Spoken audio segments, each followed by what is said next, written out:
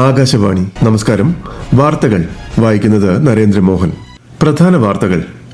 നേരിട്ടുള്ള വിമാന സർവീസുകൾ ഈ മാസം അവസാനത്തോടെ പുനരാരംഭിക്കാൻ ഇന്ത്യയും ചൈനയും ധാരണയായി. Russian president Vladimir Putin India Russia വാർഷിക സമ്മേളനത്തിൽ പങ്കെടുക്കാൻ ഡിസംബറിൽ ഇന്ത്യയിലെത്തും. യുകെയിലെ മാഞ്ചസ്റ്റർ ഹീറ്റൺ പാർക്ക് സിനഗോഗിൽ നടന്ന ഭീകരാക്രമണത്തെ അപലപിച്ച് ഇന്ത്യ. ഛത്തീസ്ഗഡിലെ ബിജാപൂരിൽ 23 സ്ത്രീകൾ ഉൾപ്പെടെ 103 മാവോയിസ്റ്റുകൾ സുരക്ഷാ സേനയ്ക്ക് മുന്നിൽ കീഴടങ്ങി. വന്യജീവി വാരാഘോഷത്തിന് ഇന്ന് തുടക്കം. സംസ്ഥാനതല ഉദ്ഘാടനം മന്ത്രി AK ശശീന്ദ്രൻ കോഴിക്കോട് നിർവഹിക്കും. നോർവേയിൽ നടക്കുന്ന ലോക ഭാരോദ്വഹന ചാമ്പ്യൻഷിപ്പിൽ ഇന്ത്യൻ താരം മീരാഭായ് ചാനുവിന് വെള്ളി. വാർത്തകൾ വിശദമായി. ഇന്ത്യ ചൈന നേരിട്ടുള്ള വിമാന സർവീസുകൾ ഈ മാസം അവസാനത്തോടെ പുനരാരംഭിക്കാൻ ഇരു രാജ്യങ്ങളും ധാരണയായി.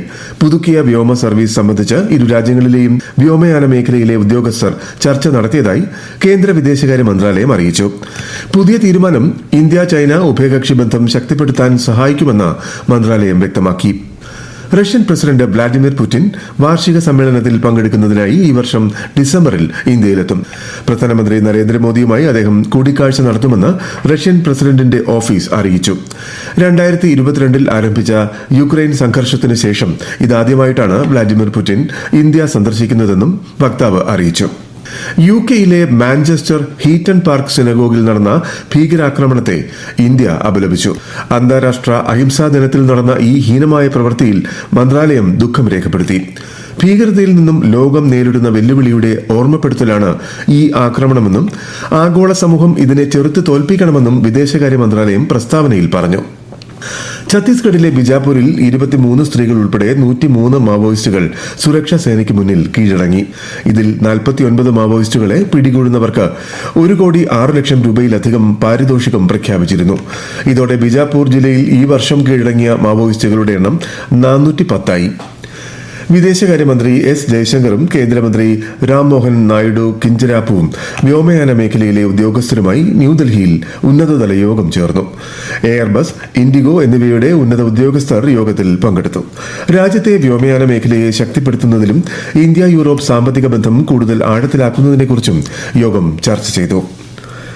വ്യവസായ ആവശ്യങ്ങൾക്കനുസരിച്ച് വിദ്യാർത്ഥികൾക്ക് ആവശ്യമായ വിദ്യാഭ്യാസം ഡിജിറ്റലായി നൽകുന്നതിനായി NIELIT പ്രവർത്തിക്കുമെന്ന് കേന്ദ്രമന്ത്രി അശ്വിനി വൈഷ്ണവ് ന്യൂഡൽഹിയിൽ national institute of electronics and information technology digital university platform ഉദ്ഘാടനം ചെയ്യുകയായിരുന്നു അദ്ദേഹം.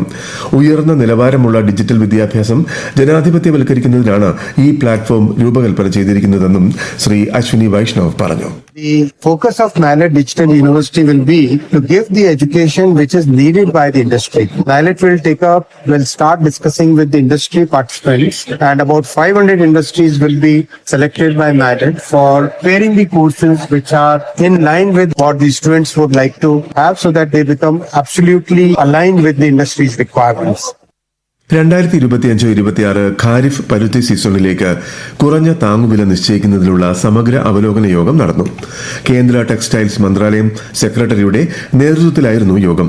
കർഷകർക്ക് മെച്ചപ്പെട്ട സംഭരണ വിതരണ സംവിധാനം ഉറപ്പാക്കുന്നതിന് 11 സംസ്ഥാനങ്ങളിലായി 550 പരുത്തി സംഭരണ കേന്ദ്രങ്ങൾ പ്രവർത്തനക്ഷമമാക്കിയിട്ടുണ്ടെന്ന് മന്ത്രാലയം അറിയിച്ചു. പ്രതിവർഷം കുറഞ്ഞത് 5,000 രൂപയുടെ ഖാദി ഉൽപ്പന്നങ്ങൾ വാങ്ങണമെന്ന് രാജ്യത്തെ ജനങ്ങളോട് അഭ്യർത്ഥിച്ച് കേന്ദ്ര ആഭ്യന്തരമന്ത്രി അമിത് ഷാ. ഖാദി മഹോത്സവത്തോടനുബന്ധിച്ച് ന്യൂഡൽഹിയിൽ മാധ്യമപ്രവർത്തകരോട് സംസാരിക്കുകയായിരുന്നു അദ്ദേഹം. കഴിഞ്ഞ 11 വർഷത്തിനിടെ ഖാദിയുടെയും ഗ്രാമ വ്യവസായ ഉൽപ്പന്നങ്ങളുടെയും വിൽപ്പന 5 മടങ്ങ് വർദ്ധിച്ചതായും ശ്രീ അമിത് ഷാ പറഞ്ഞു. अपील करना चाहता हूं, आह्वान करना चाहता हूं कि नरेंद्र मोदी जी ने 2 अभियान चलाए हैं, खादी के उपयोग का और स्वदेशी अपनाने का. ये दोनों अभियानों को हम ताकत दें, हमारे स्वभाव का हिस्सा बनाएं. अगली पीढ़ी को भी ये दोनों अभियान हम देकर जाएं. खादी और स्वदेशी दोनों विचार और ऊंचाई प्राप्त करें और उसके माध्यम से हमारा देश सर्वोच्च स्थान पर पहुंचे. ഭരണപരിഷ്കരണ പരാതി പരിഹാര വകുപ്പിന്റെ നേതൃത്വത്തിൽ മന്ത്രാലയങ്ങളിലെ വിവിധ വകുപ്പുകൾ ഈ മാസം 31 വരെ നീളുന്ന സ്പെഷ്യൽ ക്യാമ്പയിൻ 5.0യ്ക്ക് തുടക്കമിട്ടു. കാര്യക്ഷമത വർദ്ധിപ്പിക്കാനും നടപടിക്രമങ്ങൾ ഏകീകരിക്കാനും പൌരകേന്ദ്രീകൃത ഭരണം ലക്ഷ്യമിട്ടുമാണ് പരിപാടി സംഘടിപ്പിക്കുന്നത്.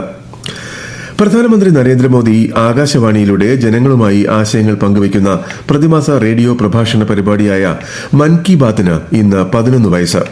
2014 ഒക്ടോബർ 3-നായിരുന്നു മൻ കി ബാത്തിന്റെ ആദ്യ പ്രക്ഷേപണം നടന്നത്.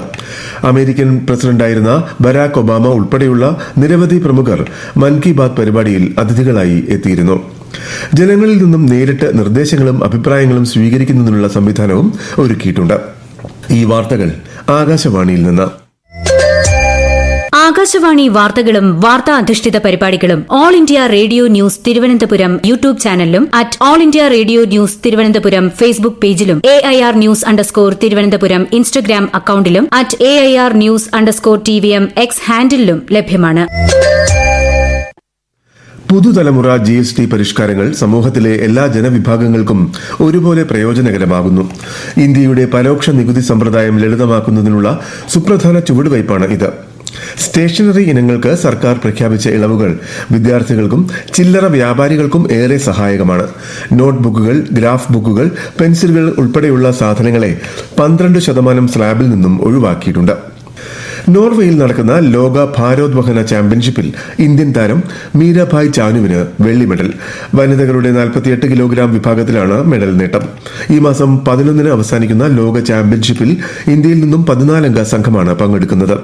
കോമൺവെൽത്ത് ഗെയിംസിനുള്ള യോഗ്യതാ മത്സരങ്ങളിൽ ഒന്നാണ് ഈ ചാമ്പ്യൻഷിപ്പ്.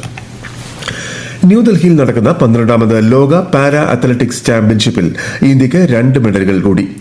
പുരുഷന്മാരുടെ F51 ക്ലബ് ത്രോ വിഭാഗത്തിൽ ഇന്ത്യയുടെ ധരംബീർ 9 വെള്ളി മെഡൽ നേടി. ഡിസ്കസ് ത്രോയിൽ അതുൽ കൌശിക്കിനാണ് വെങ്കലം. ഇതോടെ 4 സ്വർണവും 5 വെള്ളിയും 2 വെങ്കലവുമായി മെഡൽ പട്ടികയിൽ ഇന്ത്യ 7ാം സ്ഥാനത്താണ്.